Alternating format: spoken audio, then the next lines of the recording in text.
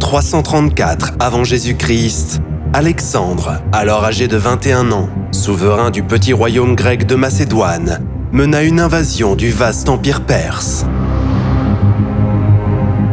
Cela semblait impossible. Mais grâce à la domination militaire grecque et au leadership intrépide d'Alexandre, il remporta 2 grandes batailles contre les Perses, au fleuve Granique et à Issos. Après avoir soumis les terres perses à l'ouest de l'Euphrate, il se dirigea désormais vers l'est, au cœur de l'Empire, à la recherche d'une confrontation finale avec le roi perse Darius III. Apprenant qu'une grande armée perse, dirigée par Darius, s'était rassemblée à Gogamel, près de l'actuel Mossoul en Irak, il s'y dirigea promptement. C'était la dernière chance pour Darius d'arrêter Alexandre, et la chance pour Alexandre de briser la puissance perse une fois pour toutes.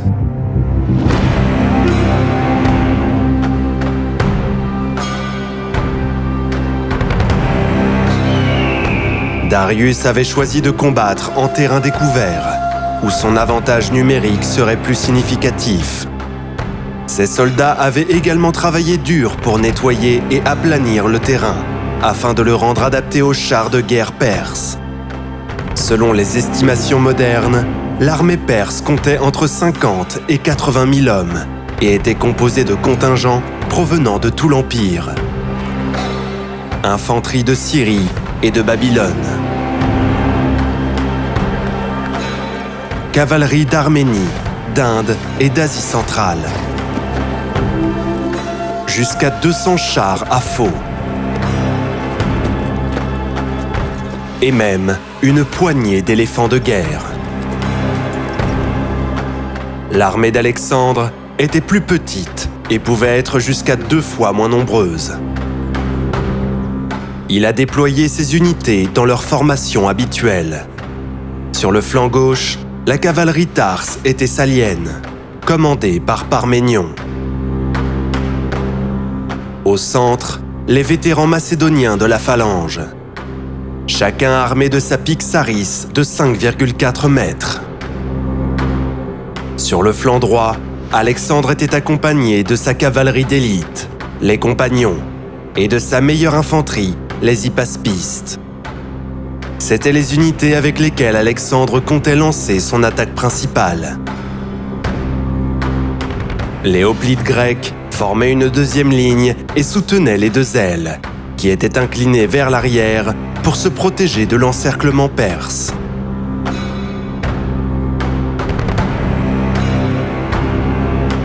La bataille commença lorsqu'Alexandre mena son aile vers la droite, un mouvement qui prit les Perses par surprise.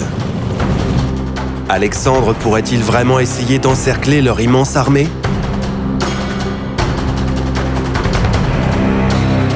Les Perses reproduisirent son mouvement, éloignant leurs troupes de leur centre pour déborder Alexandre et l'empêcher de quitter la zone qu'ils avaient dégagée pour les chars perses.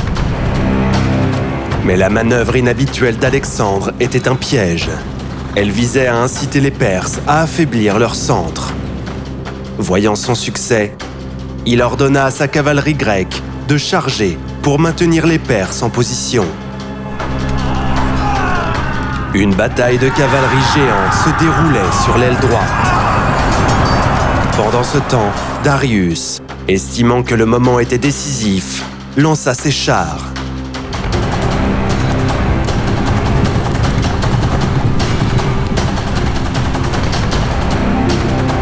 Mais les habiles lanceurs de javelots Agriane abattirent chevaux et équipages.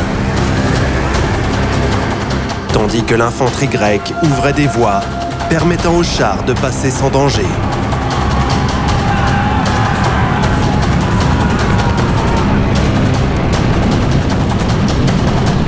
Alexandre mena alors sa cavalerie de compagnons et une partie de la phalange macédonienne dans une charge frontale directement sur le centre perse affaibli, se frayant un chemin vers Darius lui-même.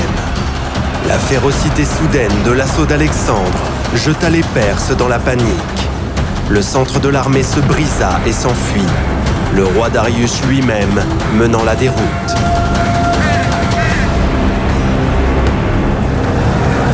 Mais l'aile gauche d'Alexandre était en grande difficulté.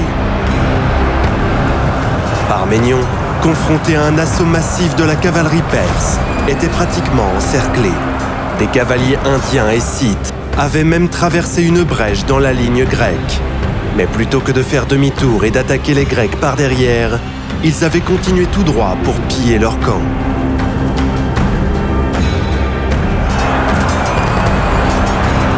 Parménion envoya un appel à l'aide désespéré à Alexandre.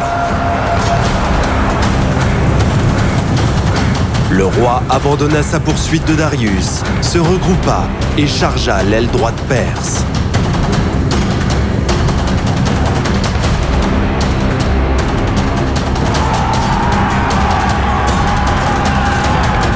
Ce fut le combat le plus dur et le plus sanglant de la bataille, coûtant la vie à 60 compagnons d'Alexandre.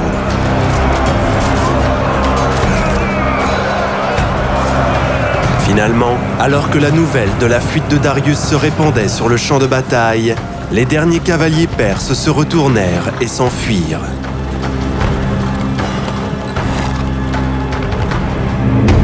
La bataille de Gaugamel fut une victoire éclatante et complète pour Alexandre. Selon des sources anciennes, il n'a perdu que quelques centaines d'hommes, tandis que les Perses en ont perdu des milliers.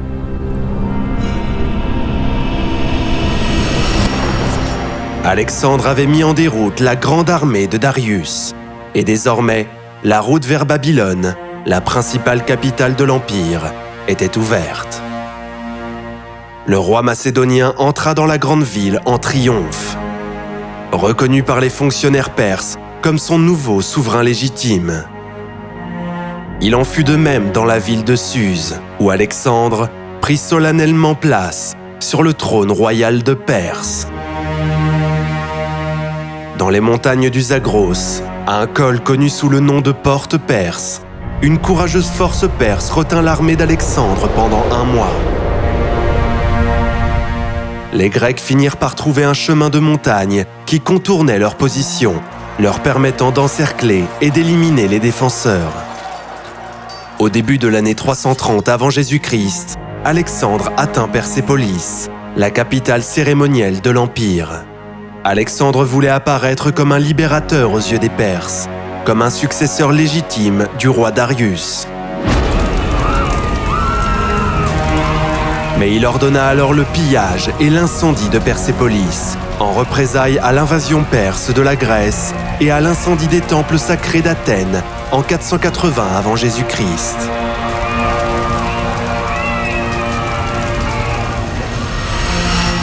Alexandre se dirigea alors vers le nord, en direction de la Médie, où Darius s'était réfugié dans la cité royale d'Ecbatane.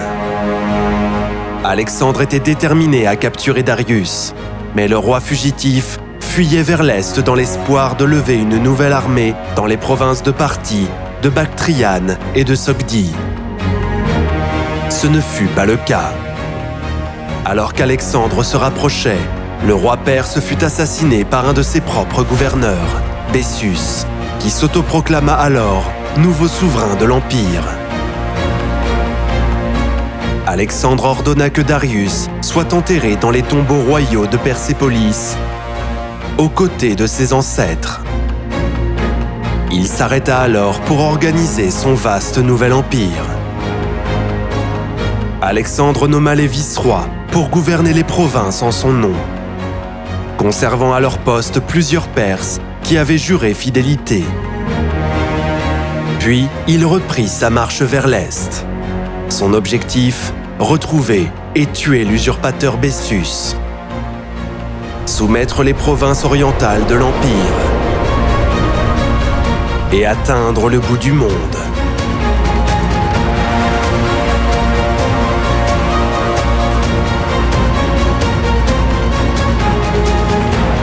Les recherches et les illustrations de cette vidéo proviennent de la vaste gamme de livres sur l'histoire ancienne d'Osprey Publishing. Chaque livre d'Osprey examine une bataille, une campagne ou une unité de combat particulière avec des détails méticuleux. Et avec plus de 3000 titres, ils couvrent tout, de la guerre ancienne au conflit moderne. Visitez leur site web pour voir leur catalogue en ligne. Un grand merci à Invika pour son aide à la réalisation de cette série. Vous pourrez en apprendre davantage sur la vie remarquable d'Alexandre le Grand dans leur série Moments d'Histoire.